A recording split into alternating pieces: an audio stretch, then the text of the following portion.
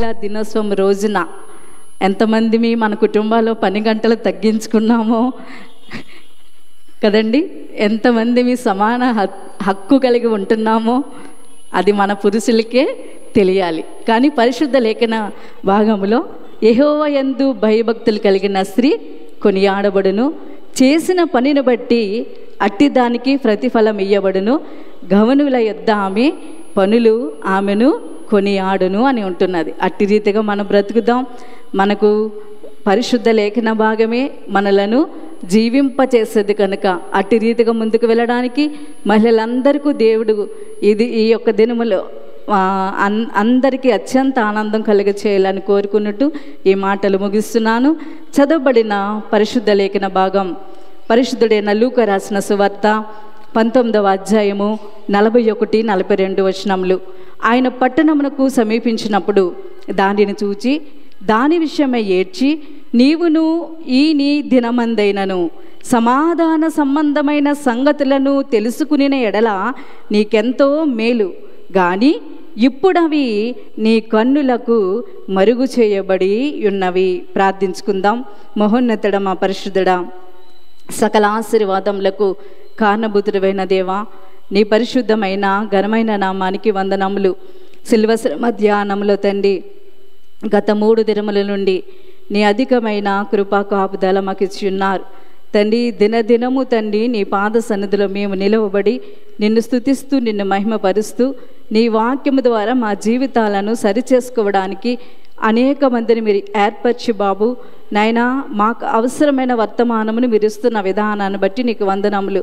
మరొక్కసారి నీ సన్నిధానంలో అభాగ్యురైన నన్ను నిలువబెట్టి తండ్రి, కొద్ది నిమిషంలో నీ వర్తమానమును అందించటానికి నీవు నాకు ఇచ్చిన నీ శ్రేష్టమైన సమయాన్ని బట్టి నీకు వందనములయ్యా తండ్రి. నా నోటి మాటలు నావి కావు తండ్రి నాయనా, నా నోటికి మీరు బూరగా ఉండి మాట్లాడమని వేడుకుంటూ ఉంటున్నాం. మాకును మా అందరికీ కావలసిన నాయన ఆత్మీయ ఆహారమును మాకు దయచేయండి. వినిన వర్తమానము తండ్రి మా జీవితాలలో ఫలింప చేయాలి నాయనా. యాదృశ్యముగా విని వదిలివేసేవారముగా కాకుండా వాక్యానుసారంగా జీవించటానికి నీ సహాయము అందరికీ దయచేయమని, నీ సన్నిధి మాకు తోడుగా ఉంచి నానా నీ మాటలు మాకు అందించమని పరిశుద్ధుడైన క్రీస్తు నామంన అడిగి వేడుకొనుచున్నాము తండ్రి, ఆమేన్. ప్రభునందు ప్రియమైన దేవుని బిడ్డలారా, ఈ ప్రత్యేకమైన సమయంలో ఈ దినమున మనకు ఏర్పరిచిన అంశము విలపించు ప్రవక్త. విలపించడం అనగా అందరికీ తెలుసు, దుఃఖించడం, కన్నీరు కార్చడం, ఏడవడం, అంగలార్చడం అనే పదాలన్నీ కూడా దీనిలో మిళితమై ఉన్నాయి. ఈ పదాలన్నిటి వెనుక ఉద్దేశము, భావము ఏమిటంటే మన బాధను ఎలాగైనాను వ్యక్తపరచడం, కన్నీటి ద్వారా మన బాధను, మన హృదయంలో ఉన్న బాధను వ్యక్తపరచడమే విలాపమైనను, ఏడ్చడమైనను, కన్నీరు అయినను, లేకుంటే అంగలార్చడము అయినను. అయితే ఈ చదవబడిన పరిశుద్ధ లేఖన భాగంలో లూకా సువార్తికుడు అక్కడ ఈ వృత్తాంతము రాస్తూ యేసయ్య ఏడ్చినట్లుగా ఇక్కడ మనము ఆ వృత్తాంతంలో మనం చూస్తూ ఉంటున్నాం. ఈ లోకంలో ఉన్నప్పుడు ఆయన పరిపూర్ణ మానవుడిగా, పరిపూర్ణ దేవుడిగా ఆయన ఉన్నాడు కనుక మానవ దైవ లక్షణములు రెండూ మిళితమై ఉన్నవి కనుక మానవుడిగా ఆయన ఏడ్చారు, కోపించారు, ఆకలిగున్నారు, దాహముగున్నారు. అదే రీతిగా పరిపూర్ణమైన దైవత్వము కలిగిన వారిగా నీళ్లపై నడిచారు, తుఫాను నిమ్మలపరిచారు, నీళ్లను ద్రాక్షారసముగా మార్చారు, మరణించిన వారిని తిరిగి లేపారు, మరణమునే జయించారు. అలాంటి యేసయ్య ఈ దినమున విలపించడానికి గల కారణమేమిటి?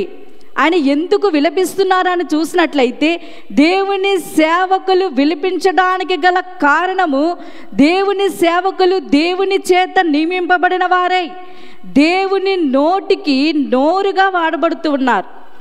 దేవుడు ఏమైతే ప్రవచించమంటున్నారో ముందుగానే బయలుపరుస్తారు కనుక ఆ మాటలను ప్రజలకు తెలియపరుస్తూ ఉంటున్నప్పుడు ఆ తెలియపరిచిన మాటలు ఏ ప్రజలైతే అంగీకరించటలేదో, ఎవరైతే దాన్ని నిర్లక్ష్యపరుస్తూ ఉంటారో, ఎవరైతే వారి జీవితంలో మార్పు కలిగి జీవించలేదో అట్టి వారిని గురించి నిజమైన సేవకుడు ఎప్పటికీ కన్నీరు విడుస్తూనే ఉంటాడు. ఎందువలనంటే అప్పగించిన పని భారము కలిగిన వారై, వారు విత్తిన వాక్యము ఫలించలేకపోతే రాబోవు కాలంలో వారికి వచ్చే ఉగ్రతను గురించి వారు ఏం చేస్తూ ఉంటారంటే తలంచుకునుచు ఎప్పుడు నిజమైన ప్రవక్త కన్నీళ్ళు విడుస్తూనే ఉంటూ ఉంటారు. అలాగునే యేసయ్య తన ప్రజల నిమిత్తం ఈరోజు కన్నీళ్లు విడవలసి వచ్చినది. పరిశుద్ధ లేఖన భాగంలో యేసయ్య 3 మార్లు కన్నీరు విడిచినట్లు మనం చూస్తాం. ఒకటి లాజరు మరణించినప్పుడు ఆదాము అవ్వ ద్వారా వచ్చిన పాపము వలన మరణము వచ్చినదని, మరణము వచ్చినప్పుడు అక్కడ ఉన్న తన స్నేహితులు బంధువులు పడుచున్న వేదన ఎంత ఘోరమైనదని అక్కడ కన్నీరు విడిచారు. రెండవదిగా గెత్సెమనే తోటలో ఆయన వేదన పొందారు. రాబోయే ఆ శ్రమలు అనుభవించటానికి దేవుడు తన బలమును శక్తినివ్వాలని ఆ వేదనను గుర్తు చేసుకుని ఏడ్చారు. ఇప్పుడు మూడవదిగా యెరూషలేము పట్టణమును గురించి ఆయన ఏడుస్తూ విలపిస్తూ ఉంటున్నారు. మరి యెరూషలేము పట్టణమును గురించి ఆయన ఎందుకు విలపిస్తూ ఉంటున్నారో మీలో ఎవరైనా ఒక మాట చెప్తారా? యెరూషలేము పట్టణమును గురించి ఆయన ఎందుకు విలపించవలసి వచ్చింది? అమ్మా గట్టిగా చెప్పండి.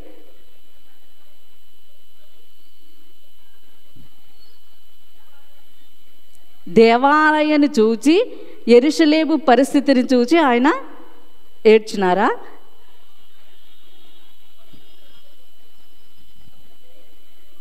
భవిష్యత్తుని ఆలోచిస్తూ ఏడుస్తున్నారు. సరే, అయితే ఆయన ఏడవడానికి మీరు చెప్పినట్లే మొదటి కారణం ఏమిటంటే ఆ యొక్క చదవబడిన పరిశుద్ధ లేఖన భాగము లూకా సువార్త 19వ అధ్యాయము 41-42లో ఆయన పట్టణమునకు సమీపించినప్పుడు దానిని చూచి దాని విషయమై ఏడ్చి, నీవును ఈ నీ దినమందైన నన్ను సమాధాన సంబంధమైన సంగతులు తెలుసుకునిన ఎడల, నీవును ఈ నీ దినమందైనను సమాధానమైన సంగతులంట. అంటే దేవుడు అందరితోని మాట్లాడుతున్నారు. ఈ నీ అనేది ఇక ఈ దినము అది నీది నాది. మన దినమైన రోజున, ఆ రోజున దేవుడు మనకి ఏర్పరిచే రోజున సమాధానమైన సంగతులను ఆయన తెలియపరుస్తుంటే దాన్ని ఏం చేస్తున్నామంట? మరుగుపరుస్తూ ఉంటున్నామంట. 2వ దినవృత్తాంతాల గ్రంథంలో 36వ అధ్యాయంలో యెరూషలేము పట్టణమును యెర్మీయాతో దేవుడు అంటాడు, కొరేసు పరిపాలన చేస్తున్నాడు కనుక ఇదిగో నీవు వెళ్ళి యెరూషలేము పట్టణమును కట్టించమని నువ్వు ఆజ్ఞాపించు.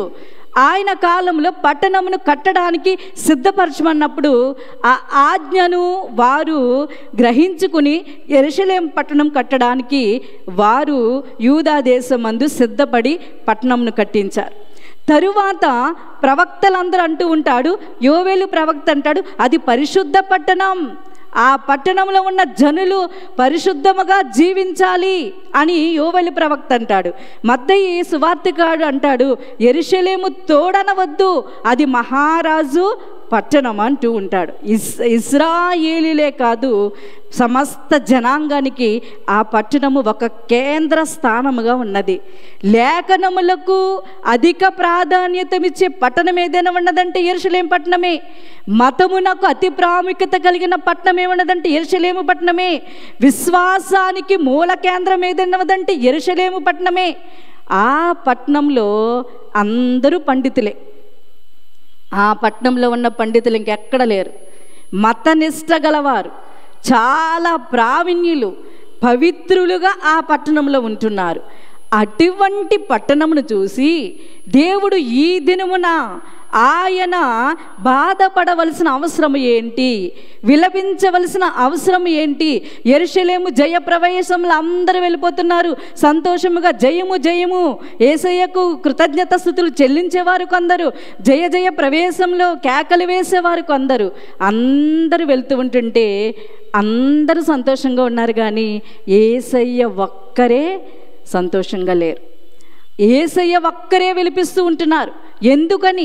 ఎందుకు విలిపించవలసి వచ్చినదంటే, యేసయ్యతో ఉన్న ప్రజలందరినీ చూస్తూ ఉంటుంటే వారిని ఏ కోణములో చూసినప్పటికీ కూడా, ఏ రీతిగా చూసినప్పటికీ కూడా దేవునికి దుఃఖపరిచే రీతిగానే వారి మనస్తత్వాలు ఉన్నాయట. వారిని ఎలా చూసినా రకరకాల కోణాల్లో చూస్తూ ఉంటాం కదా. ఒక్కొక్కసారి ఒకటి మనం అనుకున్నది రాంగ్ అయినప్పుడు మనం ఏం చేస్తుంటామంటే ఆ వ్యక్తిని మనము తప్పుగా అర్థం చేసుకున్నామేమో అనుకుని మరొక కోణంలో చూస్తాం. అయినను యేసయ్య చాలా ఏ కోణంలో చూసినా ప్రజలను ఆయనకి చాలా బాధ కలిగిస్తున్నది. వారి ప్రవర్తన, వారి హృదయ స్థితి, వారి ఆలోచనలు, వారి పనులు, వారి మాటలు, ప్రతి విషయము దేవుణ్ణి దుఃఖపరిచే రీతిగానే ఉన్నాయంట. అంటే ప్రతి పస్కా పండుగకు వస్తున్నారు, కానీ వారు వచ్చేది ఆచారముగానే వస్తున్నారు. ప్రతి సంవత్సరం వారి జీవితంలో తరలిపోతుంది. ప్రతి సంవత్సరము తరలిపోతున్నప్పుడు మార్పు కలిగి రావట్లా. విశ్రాంతి దినం ఆచరించాలి అంతే. పస్కాను యూదులు ఎక్కడున్నా రావాలి, ఆచరించాలి అంతే. కానీ దాని అంతరార్థములను వారి గమనించలేక వారికి వాడుక అయిపోయినది కనుక వారు దేవుడు వారికి ఎన్ని సంవత్సరముల అవకాశం ఇచ్చినా వారు దానిని ఉపయోగించుకోవట్లా. సంవత్సరాలు తరులిపోతూ ఉంటున్నాయి, కానీ వారు పస్కా పండుగను ఆ యొక్క ఆచార సాంప్రదాయంగానే కొనసాగిస్తూ ఉంటున్నారు. ఎన్నో ఛాన్సులు నా జీవితంలో ఎంత వయసు ఉన్నదో, అక్కడున్న ప్రజల జీవితంలో ఎంత వయసు ఉన్నదో అప్పటి నుండి ఎన్నో అవకాశాలు ఇస్తూ ఉంటుంటే సద్వినియోగము చేసుకున్నాక ఆ రోజైనను సమాధానమైన సంబంధులు మీరు ఎరిగి ఉంటే కనుక ఈరోజైనను దేవుడు మిమ్మలను రక్షణ అనుభవంలోకి నడిపిస్తానంటూ ఉంటున్నాడు. ఏంటి అది సమాధానమైన సంగతులు ఎందుకు తెలుసుకోలేకపోతున్నారు? తెలుసుకుంటే నీకు మేలు అంటున్నాడు, అవి నీ కన్నులకు మరుగు చేయబడి అంటున్నాడు. ఎందుకు తెలుసుకోలేకపోతున్నారు? ఎందుకు మరుగు చేయబడుతున్నదంటే ఈ విలపించిన ప్రవక్తలలో జాబితాలో మనకు మరొక ప్రవక్త కనిపిస్తాడు. ఎవరండి? యెర్మీయా విలపించిన విల్లాపము ఇంత అంతటిది కాదు. ఎందుకు యెర్మీయా విలపించాడు?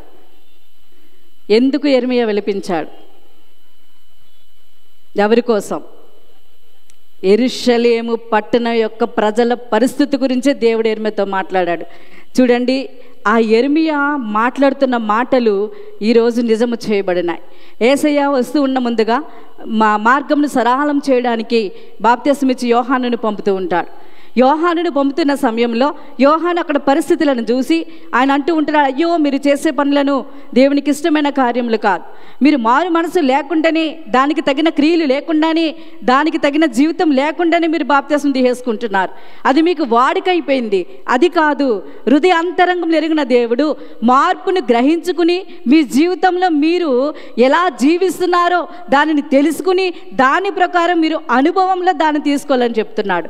కానీ ఎవరు అక్కడ సద్దుకైలేంటి, పరిసయ్యులేంటి ఎవ్వరు దాన్ని పట్టించుకోలే. తర్వాత ఆయన సువార్తను కొనసాగిస్తున్న సమయంలో హేరోదు చేసిన తప్పును అంటున్నాడు. హేరోదు, నువ్వు చేసిన తప్పు, నీ సహోదరుని ప్రేమించవలసిన నీవు, నీ సహోదరుని తోటి సహోదరునిగా భావించవలసిన నీవు, నీ సహోదరునికి నువ్వు అన్యాయం చేస్తున్నావు. ధర్మశాస్త్రం ఇది చెప్పలా, మోషే ఇది చెప్పలేదని చెప్తూ ఉంటుంటే ఆయన ఏం చేశాడంటే, నా తప్పును నీవు ఖండిస్తావా అని ఆ యొక్క ప్రవక్తను ఏం చేశాడు? నరికేశాడంతే. ఒకే ఒక్క పనితో ఆ ప్రవక్త నోరు మూయించేశాడు. అలాంటి జీవన విధానం అక్కడ కొనసాగుతూ ఉంటున్నది. వారి జీవన విధానంలో హృదయ స్థితి సరిలేదు, ప్రవర్తన సరిలేదు, మాట సరిలేదు, పనులు సరిలేదు. అందుకుని ఇక్కడ యిర్మీయా చెప్పిన ప్రతి వాక్యము నెరవేర్చబడుతూ ఉంటున్నది. అందుకుని యేసయ్య స్థితులన్నిటినీ వారు ముందు వెనుక అప్పుడు ఉన్న పరిస్థితులు కూడా గమనిస్తూ ఆయన విలపిస్తూ ఉంటున్నాడు. యిర్మీయా ప్రవచించిన ప్రవచన గ్రంథం 9వ అధ్యాయము 1వ వచనంలో ఆయన అంటూ ఉంటాడు, నా జనులలో హతమైన వారిని గూర్చి నేను దివారాత్రము కన్నీరు విడిచినట్లు నా తల జలమయముగాను నా కన్ను కన్నీళ్ళ ఊటగాను ఉన్నదంట. తల ఎలా ఉందంటండి? జలమయమైపోయింది. కళ్ళు ఎట్లా ఉంటున్నాయి? కన్నీళ్ళు ఇంకా ఊటగా కారిపోతున్నాయి. ఎందుకు తెలుసా? నా జనులు వ్యభిచారులను ద్రోహుల సమూహమై ఉన్నారట. అందుకని అంటున్నాడు, అయ్యో అరణ్యంలో బాటసార్లు వెళ్ళిపోతున్న వారికి బస్సు దొరుకుతుందే, నాకు కూడా దొరికితే బాగుండినే. ఈ ప్రజల యొక్క పరిస్థితిని చూసి నేను ఇలాగున ఉన్న దానికంటే నన్ను పంపిన దేవుని మాటను నేను నెరవేర్చిన వానిగా జీవించిన దానికంటే అరణ్యంలో బస చేసే వారి యొక్క దగ్గరికి పోతే నాకు చాలా మేలు. ఎంత విలిపిస్తున్నాడో చూడండి, ఎంత విలిపిస్తున్నాడో చూడండి. ఆ కింద వచనంలో 3వ వచనంలో, దేశములో తమకున్న బలమునంట నమ్మకముగా ఉపయోగించరు, కీడు వెంట కీడు చేయుదురు. ఇది ఎవరి గురించి మాట్లాడుతున్నాడంటే ఈ పట్టణస్థుల గురించే. ఏంటి? దేశంలో తమకున్న బలము నమ్మకముగా ఉపయోగించకపోవడం. దేవుడు వారికి జ్ఞానాన్నిచ్చి వారికి బలమునిచ్చి అధికారం ఇస్తున్నప్పుడు ప్రతి యూదుడేంటి, ప్రతి మానవుడేంటి, ప్రభు చిత్తమునకు అనుగుణంగా బ్రతకాల, ఆ వాక్యానికి అనుగుణంగా బ్రతకాలి. కానీ వీరు చేసినది నమ్మకమైన పని కాదు. వారి బలమంతా దేనికి ఉపయోగిస్తున్నారంటే, ప్రతి యూదుడు పస్కాకు వస్తూ ఉంటారు, దేవాలయానికి వచ్చినప్పుడు వారు పన్ను వసూలు చేస్తూ ఉంటారు. పన్ను చెల్లించవలసి వస్తున్న సమయంలో అర్ధ సెకేలు లేకుంటే సెకేలు చెల్లించినప్పుడు వారు వేరే దేశాల నుంచి వస్తున్నారు కాబట్టి అక్కడే దేవాలయంలో రూకలు మార్చే పద్ధతి పెట్టిన సమయంలో ఒకవేళ అర్ధ సెకేలు యొక్క ఆ యొక్క ధనము ఒకవేళ 1 రూపాయి అయి ఉంటే అంతే వసూలు చేయాలా. కానీ అలా చేయట్లా. దానిని ఏం చేస్తున్నారు? ఒక 3 రూపాయలకి లేకుంటే 5 రూపాయలకి, అంటే ఎక్కువ ధనమును సంపాదించుకోవడానికి అది తప్పని తెలిసినప్పటికీ కూడా వారు ఏం చేస్తున్నారంటే ఆ ధనమంతటిని పోగు చేయడానికి దేవుడిచ్చిన నమ్మకత్వాన్ని ఏం చేస్తున్నారంట? పాడు చేసుకుంటూ ఉంటున్నారు. అంతేకాదు, స్త్రీ శుద్ధీకరణ ఆచార ప్రకారము గువ్వలు తీసుకెళ్ళాలా. ఆ గువ్వలు తీసుకెళ్తూ ఉంటున్నప్పుడు వారు తీసుకుని వెళ్ళిన గువ్వలను చూసి అనేవారు, ఇవి లోపము గలవి, ఇవి దేవుడు అంగీకరించడం. ఇదిగో బయట స్థలములు అమ్మబడుతున్నాయి, అవి కొనండి. వీరు తెచ్చిన ఏం చేయాలా? తీసుకెళ్ళి అక్కడ పెట్టేవారు. పెట్టిన తర్వాత వీరు 50 రూపాయలు కొంటే వారికి 20 రూపాయలు ఇచ్చేవారు. వీరి దగ్గర 2 గువ్వలు ఇచ్చి అవి 100 రూపాయలకి లేకుంటే 150 రూపాయలకి తీసుకునటం. నమ్మకముగా ఉండమని దేవుడు వారికి అధికారమునిస్తూ ఉంటే మతము పేరట వ్యాపారం, న్యాయము పేరట అన్యాయం, ధర్మము పేరట అధర్మము కొనసాగిస్తూ వారి జీవితం అంతా అలాగునే కొనసాగుతున్నారు. ఇటు నమ్మకత్వంలోని సరైన జీవితం లేదు, వారి అధికారంలో సరైన జీవితం లేదు, తోటి సహోదరుని పట్ల కూడా సరైన జీవితం లేదు. అంతేకాదు, ఆ కింద వచనంలో అంటాడు, ప్రతి సహోదరుడు తంద్రగొట్టి కొంపముంచివాడు పొరుగువాడు కొండములు చెప్పుకుని, ఇంకా చాలా చాలా మాటలు ఉంటూ ఉంటాయి. వారి జీవన విధానము అటువంటిది.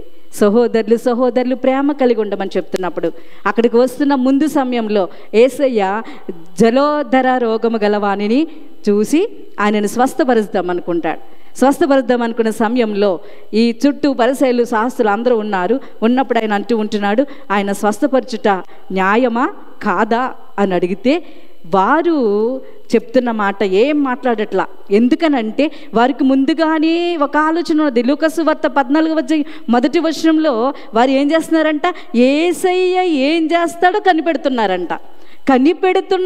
కాబట్టే యేసయ్య ఏమడిగాడు? ఈయనను స్వస్థపరచుట న్యాయమా కాదా? ఏ విశ్రాంతి దినాన్న దేవుడు మేలు చేయొద్దా?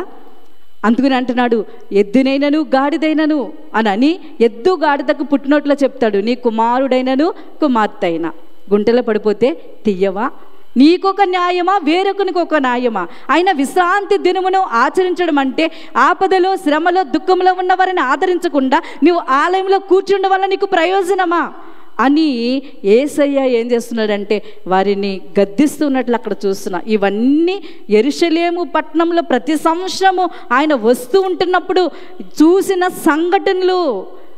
ఆ ప్రతి సంవత్సరం కూడా వీరు మారతారని, ఈ దినమందైనను, లేకుంటే ముందు సంవత్సరంలో ఎలాగైనా గడిచిపోయి ఈ దినమందైనను మీరు ఈ సమాధానకరమైన సంగతులు తెలుసుకుంటారన్న ఆశ అని ఎన్ని అవకాశాలు ఇస్తున్నప్పటికీ కూడా ఉపమానాల ద్వారా హెచ్చరిక చేశాడు. స్వస్థతల ద్వారా వారి కొనివిప్పు కలిగించాడు. సూచక క్రియల ద్వారా ఆయన అనేకమైన కార్యాలు చేశాడు. ఎందుకనగా పరలోక దైవ కుమారుడు దేవుని రాజ్యము సిద్ధపరిచి ఉంచాడు గనుక వారు ఆ దినమందైనను వారి జీవితం మారిస్తే ఏం చేస్తాడు? అక్కడికి తీసుకెళ్ళి ఆ రక్షణ భాగ్యంలోనికి నడిపించడానికి. ఎంత నిర్లక్ష్యంగా ఉన్నారంటే అంధకారంలోనే వారి జీవితం, వారి నేత్రములు ఈ లోకపు ఆయన దేవత వారి యొక్క గ్రుడ్డితనము కలుగు చేస్తూ ఉంటున్నది, వృద్ధితనం కలుగజేస్తున్నది.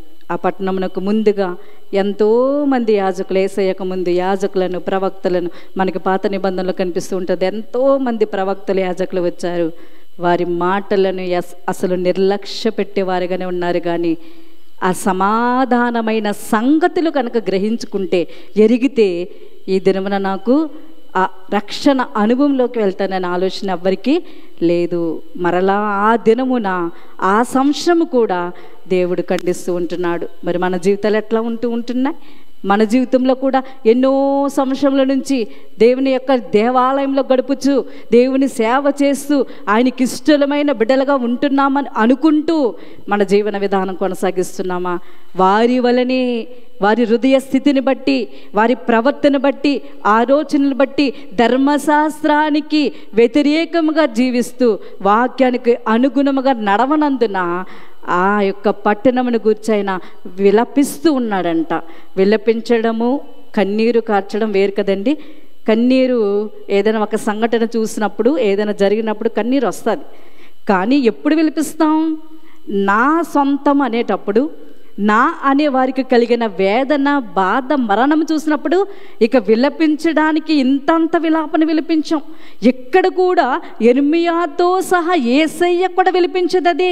ఎంత బాధ లేకపోతే, ఎంత వేదన లేకపోతే మన కొరకు ఆయన అంత విలాపము చెందుతూ ఉంటున్నాడు. కానీ మనము ఇంకా నిర్లక్ష్యంలో ఉంటున్నామా? ఈ శ్రమకాల ధ్యానాలలో ఒకవేళ ఇదే చివరి సంవత్సరం మనకైతే కనుక ఇంకా సమాధానమైన సంగతులు దృష్టిలో పెట్టుకోకుండా లోక సాంప్రదాయాలతోనే మనం క్రైస్తవుని కొనసాగిస్తుంటే మన పరిస్థితి ఏంటి? అందుకని అంటాడు, యెరూషలేమా యెరూషలేమా, ప్రవక్తలను చంపుచు నీ యొద్దకు పంపబడిన వాని రాళ్లతో కొట్టుచును ఉండుదానా, కోడి తన పిల్లని రెక్కల క్రింద ఎలాగూ చేర్చుకున్న అలాగా నిన్ను ఎన్నో మార్లట, ఒక్క మారు కాదు, ఎన్నో మార్లు చేర్చుకుంటున్నాను, నీవు వల్లకపోతివి, ఇదిగో నీ ఇల్లు నీకు విడవబడి ఉన్నది. అది శ్రేష్టమా? వల్లకపోకుండా ఉండడమా, లేకుంటే ఎరిగి ఉండి దేవుని వెంబడించము శ్రేష్టమా? మనమే ఆలోచించుకోవాలా. రెండవదిగా ఆయన అంటున్నాడు, ప్రభు నిన్ను దర్శించిన కాలమున నీవు ఎరుగకుంటివి. దర్శించిన కాలమంట ఎరగకపోవడం, సమాధానమైన సంబంధములు ఎరగకపోవడం, సంగతులు దర్శించిన కాలము ఎరగకపోవడం. ఎంత ఆత్మీయ అంధకారంలో ఉన్నామంటే, దేవుడు దర్శించిన కాలము ఎరగలేకపోతున్నామంటే మన పరిస్థితి ఎక్కడుందో ఒకసారి ఆలోచించుకోనండి. మన దినమున మనం మాట్లాడుకున్నాము, గుడ్డి బత్తమయ్యని చూస్తున్నప్పుడు దేవుడు ఉంటున్నాడు, ఆ దారి గుండా వెళుతూ ఉంటున్నాడు. ఈ బత్తమయ్యకి ఆ దారిలో ఉన్న గలిబిలంతా వినబడి పక్కవాడిని అడుగుతున్నాడు, ఏంటయ్యా ఈ దినమున జరిగిన సంఘటన ఏంటి, ఈ అలజడి అంటూ ఉంటున్న సమయంలో ఆయన చెప్తున్నమాట, నజరేయుడైన యేసు మార్గమున వెళ్ళుచున్నాడని చెప్పారు అక్కడ వారు. వెంటనే ఆయన అంటున్నాడు, జనులేమో నజరేయుడైన యేసు అని పరిచయం చేస్తుంటే ఈయన అంటున్నాడు, దావీదు కుమారుడా నన్ను కరుణింపుము. అంటే ఆయన దావీదు కుమారుడుగా ఒకవేళ ఈ బాహ్య జీవితానికి గ్రుడ్డితనం ఉన్న ఆధ్యాత్మికముగా దేవుని ఎరిగిన వాడై, ఆయన అంటున్నాడు, దావీదు కుమారుడా, లేఖనములు తెలుసుకున్నవాడే, లేఖనముల ప్రకారము జీవిస్తున్నవాడే, నన్ను కరుణింపుము, నన్ను కరుణింపన్న జనులు ఇంకా ఆయన ఊరుకుంటూ అంటుంటే ఇంకా అంటున్నాడు, ఎక్కువ కేకలు వేస్తూ ఉంటున్నాడు. ఈ యొక్క భర్తమ యొక్క జీవితం చూసినట్లయితే అపవిత్రుడు. ఈ అపవిత్రుడు ఎక్కడ ఉంటాడంటే యెరూషలేము పట్టణము బయట ఉంటాడు. ఆయన లోపల రావడానికి వీలు లేదు. ఈ పుట్టి అంగవైకల్యం కలిగిన వారు ఎవరైనా పాపము చేసిన వారని వారు విశ్వసించి వారిని ఏం చేశారంటే ఊరి వెలుపట ఉంచేసేవారు. అలాంటి వాడికి ఈ యొక్క పరిశుద్ధ పట్టణములో ఉన్న పండితులకి కలిగిన జ్ఞానము లేదు. కానీ ఈ యొక్క భర్తమై అంటున్నాడు, దావీదు కుమారుడా, నన్ను కరుణించు. మరి జ్ఞానులను చెప్పుకున్న జ్ఞానులకి జ్ఞానం ఎక్కడికి వెళ్ళింది? ప్రజలు మేమే గొప్పవారమని విర్రవీగుతూ ఉన్న ఆ లోకరక్షకుడు వీరు గ్రహించలేకపోయారే. ఓన్లీ భర్తమయ్య అనేవాడు గ్రుడ్డివాడయ్యండి కూడా లేఖనములు తెల్లముగా తెలియపరుచుకున్న వాడై, దేవునిని అంగీకరించిన వాడే, దర్శించిన కాలమున ఆయనను గట్టిగా పట్టుకున్నాడు. మనం దర్శించలేడు దేవుడు. ఏదో వాక్కు ద్వారా ఎప్పుడో ఒకప్పుడు హృదయంలో బాధపడుతుంది. అది మనతో మాట్లాడుతుంది. నిజంగా మాట్లాడలేదంటే మనకు అసలు నిజమైన భక్తి లేనట్టే. ఆ మాట్లాడినప్పుడు ఇది నాది కదా, నేను చేస్తామంటే పక్కరికి తోసేస్తాం. ఇది నీది అంటాం. కాదు సుమా, దర్శించిన కాలమున నువ్వు దేవుని పట్టుకో, నువ్వు దేవుని ఎరుగుయుండు. సమరయసేని దేవుడు గుర్తించి ఆ పట్టణంలోకి వస్తూ ఉంటున్నప్పుడు ఆమె పెనిమిటి గురించి అడుగుతూ ఉంటుంటే, నాకు పెనిమిటి లేడని చెప్పింది. అయ్యో, నీకు 5 పెనిమిటిలు ఉన్నారే? అవును, ఉన్నారు. ఇప్పుడు ఉన్నవాడు నావాడు కాడు. అప్పుడు మాటల్లో అంటూ ఉండదు, అయ్యా నువ్వు ప్రవక్తవని నేను గ్రహించుచున్నాను. సమరయ స్త్రీని దర్శించిన కాలమున ఆయన ఏమిటో ఎరుగు ఉండి అప్పటి వరకును ఆత్మతో సత్యముతో ఆరాధించలేని ఆమె ఆ కింద వచనాలు అంటుంది, ఆత్మతో సత్యముతో నిన్ను ఆరాధించడానికి నేను తీర్మానం చేసుకున్నానయ్యా. నీవు నన్ను దర్శించవే, నా సమరయులు అందరూ కూడా అట్టి రీతిగానే ఉన్నారు. నీవు ఒకవేళ అక్కడికి వస్తే వారు రక్షింపబడతారేమో. ఆమె మాట విని 2 దినములే వారి దగ్గర ఉన్నాడు. 2 దినములు ఉంటే అందరూ కూడా యథార్థముగా అని ఉంటుంది అక్కడ పరిశుద్ధ లేఖన భాగంలో. దేవుణ్ణి ఆరాధిస్తూ ఉన్నారట, దేవుణ్ణి అంగీకరించారంట, దర్శన కాలమును వారేంటో తెలుసుకున్నారట. మరి మనం ఎందుకు? ఎన్ని సంవత్సరములు దేవుడు మనతో మాట్లాడుతున్నాడు. 2 దినములలోనే ఆ పట్టణమంతా యథార్థముతో ఆత్మతో సత్యముతో ఆరాధించిందని బాహ్యాటముగా లేఖన భాగంలో తెలియపరుస్తూ ఉంటుంటే మనమెందుకు ప్రభు దర్శించిన కాలన్నా దూరపరుస్తూ ఉంటున్నాం? ఈరోజు మిమ్మల్ని బట్టి నన్ను బట్టి దేవుడు మనను కూడా దర్శిస్తే నీ పరిస్థితి ఏమిటని అడుగుతూ ఉంటుంటే ఏం చెప్తాం? మన జీవితాలు, మన పనులు, మన ప్రవర్తన ఎలా ఉంటున్నాయి? అంతనే కీర్తనకారుడు ఉత్తర ప్రచుత్తర పాఠ్యభాగంగా చదువుకుంటున్నప్పుడు కీర్తనకారుడు అంటున్నాడు, అయ్యా నీ సన్నిధిలో నా పాపములన్నీ క్షమించు బాబు, నీవు నాకు క్షమాభిక్ష నాకు పెట్టయ్యా, నీతో నడవాలని నాకు ఆశయ్యా, నీ కృప నాకు కావాలయ్యా. యెహోవా నీ దిక్కున చూచి నా ఆత్మను ఎత్తుకొనుచున్నానయ్యా, నాకెక్కడి నుండి సహాయం వస్తుందయ్యా? నీవు తప్ప నాకెవరు సహాయం చేస్తారు? మార్పు కలిగి దేవుని బిడ్డగా బ్రతుకుదారని ఎవరైతే తీర్మానం చేసుకుంటారో ప్రతి ఒక్కరి విషయంలో దేవుడు ఖచ్చితంగా మాట్లాడుతూ ఉంటాడు. దర్శించిన కాలం ఎరగలేదా? సమాధాన సంగతులు నువ్వు తెలుసుకొనకుండానే ఉంటున్నావా? అక్కడ దేవుడు హెచ్చరిక చేశాడు, తరువాత కాలంలో నీ పిల్లలను ఎలా అయిపోతారంట? నేల మట్టు అయిపోతారని చెప్తున్నాడు. ఇది నిజముగా జరిగినది.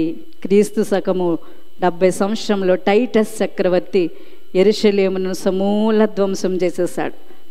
ఆ సమయంలో ప్రజలందరూ కొండలకు పారిపోయి వారు పారిపోలేని స్థితిలో ఉండి చాలామంది ప్రాణాలు దక్కించుకుంటున్నారు. ఆకలి బాధ, కత్తివాత హతము ఎదుటలో ఉన్నప్పటికే భర్తను, భార్యను, పిల్లలను చంపేస్తూ ఉంటున్నారు. కరువు గృహాలలో నిండిపోయింది. స్త్రీలు, పిల్లలు ఆహారము లేక అలమడించిపోతూ ఉంటున్నారు. బ్రతుకు ఉన్నవారు చచ్చిపోయిన వారి శవాలను పోషటానికి కూడా వారికి శక్తి లేదు. ఆ సమయంలో పట్టణమంతా దుర్గంధముతో నిండి ఉన్నదట. బ్రతికి ఉన్నవారు పశువుల మలములు తిని బ్రతికారు. ఇది ఉట్టినే చెప్తున్నా, నిజంగా జరిగిన సంఘటన. కన్న బిడ్డలని రాతిని కొట్టి చంపుకుని తినే రోజు వచ్చింది. యేసయ్య చెప్పిన ప్రవచనం అక్షరార్థంగా నెరవేర్చబడింది.